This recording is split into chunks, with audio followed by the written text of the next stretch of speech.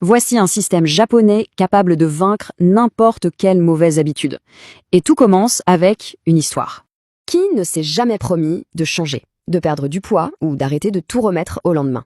En général, on part à fond, super motivé. Nouveau régime, nouvelle routine, la totale.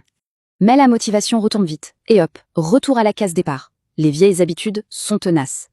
Alors, si le vrai problème n'était pas un manque de volonté, si c'était plutôt la méthode? Pour comprendre, parlons de Christophe. À 40 ans, il pesait 142 kilos. Mais le plus dur, c'était l'image qu'il renvoyait à son fils, celle d'un père faible.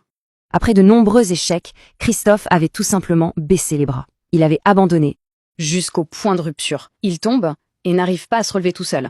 C'est là qu'intervient le docteur Yamamoto. Il lui explique que son approche était la mauvaise depuis le début. Alors, que lui a prescrit le médecin? Quelque chose de vraiment surprenant. L'idée, c'était un changement si petit qu'il paraissait presque inutile. Sa prescription? Boire un seul verre d'eau chaque matin. C'est tout, pendant 2 semaines. L'eau, en elle-même, n'a pas fait grand-chose, mais le fait de tenir sa promesse, ça a tout changé. C'est le premier principe, le Kaizen, l'art des petites améliorations, des micro-changements. Après l'eau, il a ajouté autre chose, manger la moitié de sa portion, puis marcher jusqu'à la boîte aux lettres. Ensuite, le Hara Hachibu, apprendre à manger jusqu'à être rassasié à 80%. Pas plus. Surtout, il a trouvé son ikigai, sa raison d'être, être là pour sa famille. Tous ces concepts forment un système complet, pas juste un régime, un vrai mode de vie. Résultat, en 3 mois, Christophe perd 14 kilos. La machine était lancée.